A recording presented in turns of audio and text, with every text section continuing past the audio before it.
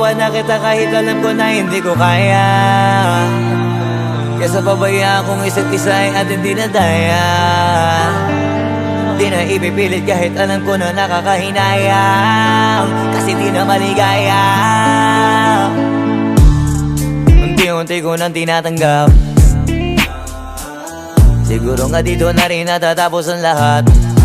Ayaw ko na rin pilitin ka na makisama pa sa akin, nakakawalang gana. Di mo pa ba yan nakutuban, di ba tamang inala ka?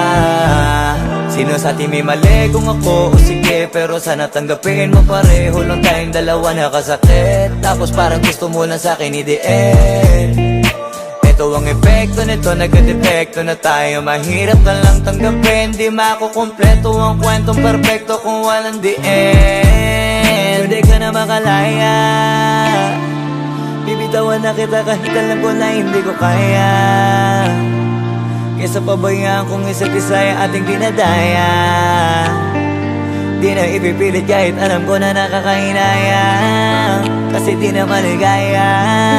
Pwede ka na makalaya, bibitawan na kita kahit alam ko na hindi ko kaya. Kesa pabayaan kung isa't isa ay ating dinadaya.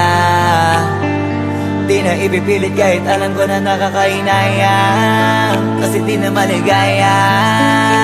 Shots, unti-unti ko nang tinatanggap, nagganon lang nawasak ka lahat. Di ko na pangatawanan na hindi kita iiwan, kaso lang hindi na kita kayang samahan pa dyan sa kadiliman. Pinagpapasalamat ko pa rin yung mga araw at gabi na naging sa'kin ka. Wala tayong magagawa, di tayo aandar kung meron kang palyadong makina. Kaysa naman lokohin ko sarili kong ayusin ang mga bagay na sira na. Paano pa tayo gagana, parehas na tayong hindi na maligaya. Huwag mo ngang isisi sa'kin ang lahat kung bakit ba sa atin ay nangyari to. Hindi ko kasalanan na hindi ko nakayanan ang pagbago ng ugali mo.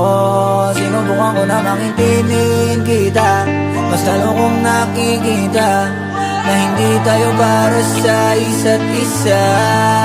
Pwede ka na makalaya, bibitawan na kita kahit alam ko na hindi ko kaya. Kesa pabayaan kung isa't isa ay ating dinadaya. Di na ipipilit kahit alam ko na nakakahinaya, kasi di na maligaya. Pwede ka na makalaya, bibitawan na kita kahit alam ko na hindi ko kaya. Kesa pabayaan kung isa't isa ay ating dinadaya.